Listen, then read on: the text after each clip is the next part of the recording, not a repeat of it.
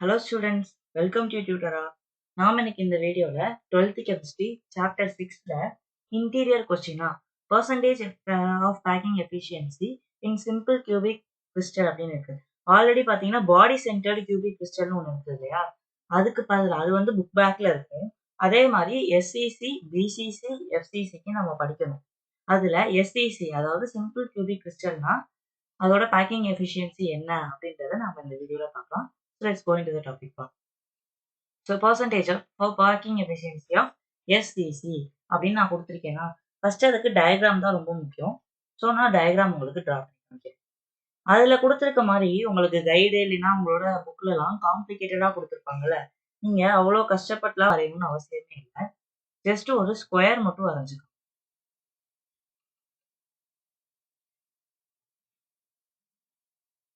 இப்படி ஒரு ஸ்கொயர் வரைஞ்சதுக்கு அப்புறம் அதோட 4 எட்ஜஸ்லையுமே 4 எட்ஜர்லையுமே தனித்தனி செல்ஸ் இருக்கணும். புரியுதா? இந்த 4 எட்ஜ்லயும் நம்ம என்ன பண்ணணும், தனித்தனி செல்ஸ் வந்து இருக்கணும். அந்த செல்ஸ் வந்து இப்படி இருக்காதுப்பா. அது எப்படி வந்து இருக்கும்னா ரொம்பவே க்ளோஸ்லி பேக்கடா இருக்கும்.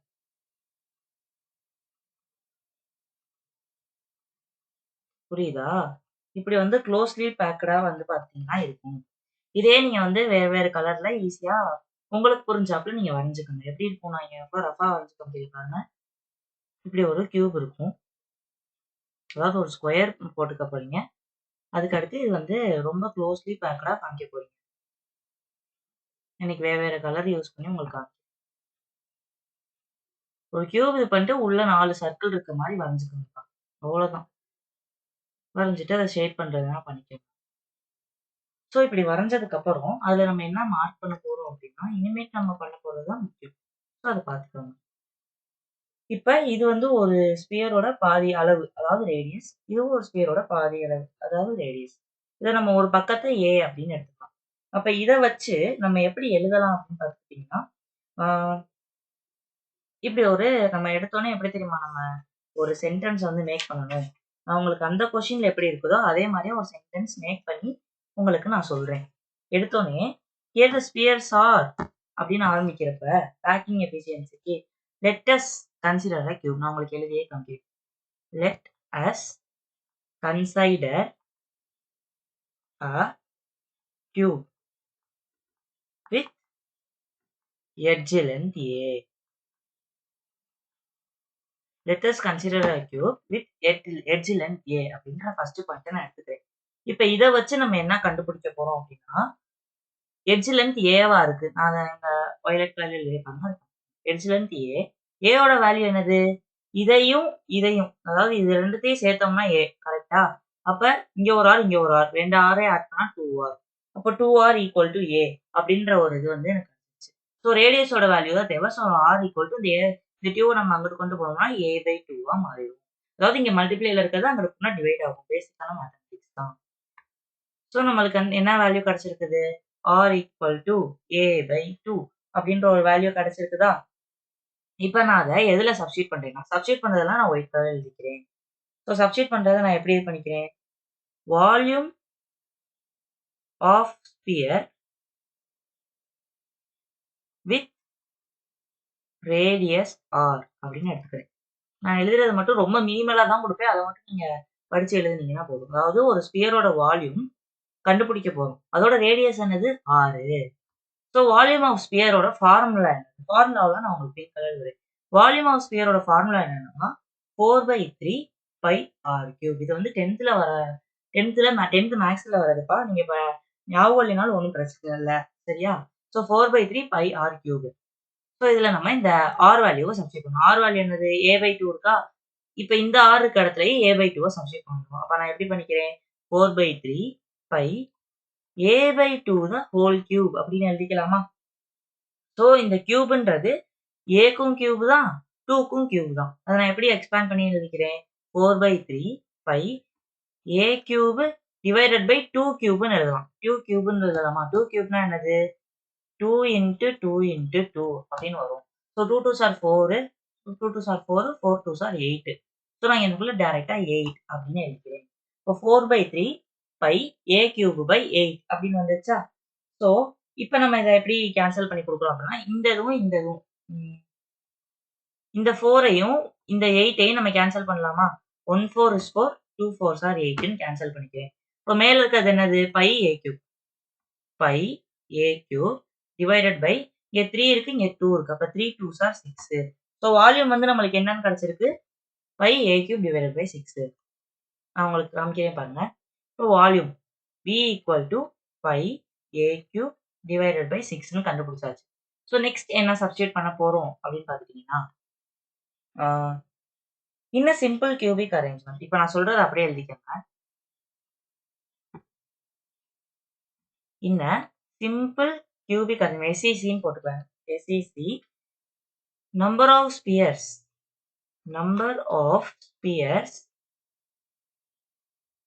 belong to unit cell is 1 அப்படின்னு எழுதிக்கணும். இது வந்து எப்படின்னா 3 நம்பர் இருக்கு. இப்ப SCC, BCC, FCCன்னு எடுத்துக்கிட்டோம்னா அது 3 நம்பர் இருக்கு. SCCயோட யூனிட் செல்லோட நம்பர் 1, BCCக்கு 2, அதே FCCக்கு 4. ஸோ இந்த நம்பரை நம்ம இப்படி எடுத்து எழுதிக்கிறோம். ஸோ இப்ப அடுத்து நம்ம என்ன பண்ணுவோம் அப்படின்னா, volume into basic cell number of spheres அப்படின்னு போடுவோமா? ஸோ அடுத்து வால்யூமோட வேல்யூ இங்க எனக்குள்ள என்னவா இருக்குது? பை a கியூப் பை 6ஆ இருக்குது. இன்ட்டு நம்பர் ஆஃப் ஸ்பியரோட வேல்யூ SCCக்கு என்னது 1. ஸோ நான் அந்த வேல்யூவை எடுத்துக்கிறேன். ஸோ இன்ட்டு இங்க 1 போட்டேன்னா என்ன கிடைக்கும்? அதே வேல்யூ தான் கிடைக்கும். பை a கியூப் பை 6 அப்படின்ற வேல்யூ தான் நம்மளுக்கு கிடைக்குது.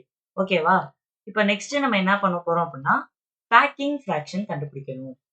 Next side heading packing fraction போட்டுக்கோங்க. இந்த 3 இதுக்குமே வந்து பார்த்துட்டீங்கன்னா ஒரே ஃபார்மேட் தான் வரும். ஸோ ஈஸியா தான் இருக்கும் பார்த்துக்கணும். Packing fraction. இப்போ லாஸ்டா நம்மள்ட்ட இருக்க வேல்யூ என்னது? Pi a cube by 6. Packing fraction ஒரு இதுக்கு எப்படி கண்டுபிடிப்போம்னா, லாஸ்டா இருக்க வேல்யூ, அதாவது இங்க இருக்க value pi a cube into 100. அதாவது லாஸ்டா இருக்க வேல்யூ நான் அப்படியே எழுதிக்கிறேன். Pi a cube by 6. இந்த வேல்யூவை எழுதுனதுக்கு அப்புறம் என்ன பண்ணுவாங்க? அதாவது பேக்கிங் ஃபிராக்ஷனுக்கு என்ன பண்ணுவாங்கன்னா, divided by a cube into 100 அப்படின்னு போடணும். இது வரைக்கும் உங்களுக்கு ஈஸியாவே புரியும். ஸோ இப்போ நான் இந்த a கியூபையும் இந்த a கியூபையும் அடிச்சு கொடுத்துறேன். நிறைய பேருக்கு டவுட் இருக்கும் இல்லையா? இந்த a கியூபையும் இந்த a கியூபையும் எப்படி அடிச்சு கொடுத்தாங்க? அவங்களுக்கு நான் இந்த சைடு சொல்றேன் பாருங்க. இப்ப இப்படி pi a cube by 6 divided by a cube இருக்கு. இந்த a கியூபுக்கு கீழே எதுவுமே இல்லைன்னா நான் 1 இருக்கு அப்படின்னு எடுத்துக்கலாமா? ஸோ டிவைடட் பை 1ன்னு போட்டுக்கிறேன். இப்ப இந்த டேர்ம் மேல போகும்போது ரெசிப்ரோக்கல் ஆகும். So pi a cube by 6 இது ரெசிப்ரோக்கல்னா அது அப்படியே தலைகீழா மாறும். வேற எதுவுமே இல்லை. இப்போ 1 பை a கியூப் அப்படின்னு மாறுமா? ஸோ இந்த a கியூபை இந்த a கியூபை நான் இப்ப அடிச்சு கொடுத்துறேன். அடிச்சு கொடுத்தா என்ன இருக்கு? பை பை 6 இன்ட்டு 1ஓட வேல்யூ என்ன? 1ஓட எதை மல்டிபிள் பண்ணாலும் அதான். அதனால அதோட வேல்யூ பை பை 6 தான். ஸோ இங்க எனக்குள்ள பை பை 6 மட்டும்தான் இருக்கும்.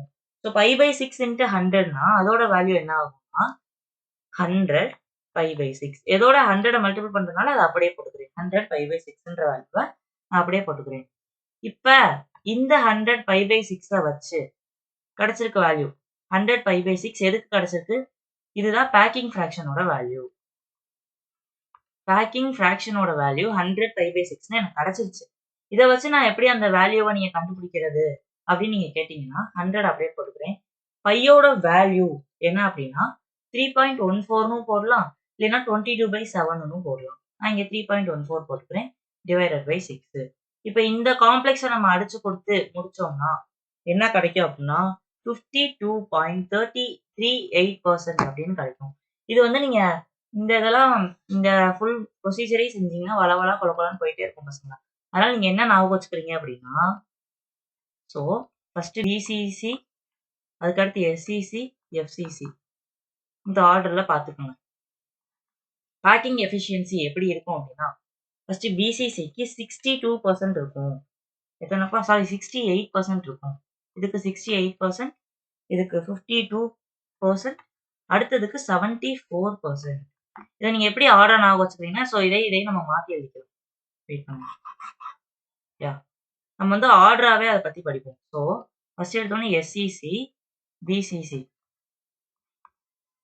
போட்டுட்டு அதோட வேல்யூ என்னது? SCCக்கு 52%, அடுத்ததுக்கு 68%, இத நீங்க இப்ப எப்படி ஞாபகம் வச்சுக்க போறீங்கன்னா, இது 3த்தையுமே ஞாபகம் வச்சுக்கோங்க. அதாவது எஸ்இசி, பிசிசி, எஃப்சிசிய ஞாபகம் வச்சுக்கோங்க. இங்கிட்டு நான் சொல்ற மாரி பண்ணுங்க. ஃபர்ஸ்ட்டு 5, 6, 7 போட்டுருங்க. 5, 6, 7 போட்டுருங்க. அதுக்கடுத்து இருக்கிறதுலயே கம்மியான நம்பர் என்னது 2. 2வ இங்க போட்டுக்கோங்க. ஆனா 4 அடுத்த நம்பர்ல போடாம லாஸ்ட் நம்பர்ல போட்டுக்கோங்க. லாஸ்ட் நம்பர்ல போட்டீங்கனாலே பேலன்ஸ் என்ன இருக்கு? 8 மட்டும் தான் இருக்கு. அதனால 8 இங்க போடுறோம். இப்படி நீங்க ஞாபகம் வச்சுக்கிட்டீங்கன்னா உங்களுக்கு ஈஸியா இருக்கும் பசங்க. ஸோ அவ்வளோதான் இந்த வீடியோ. Thank you.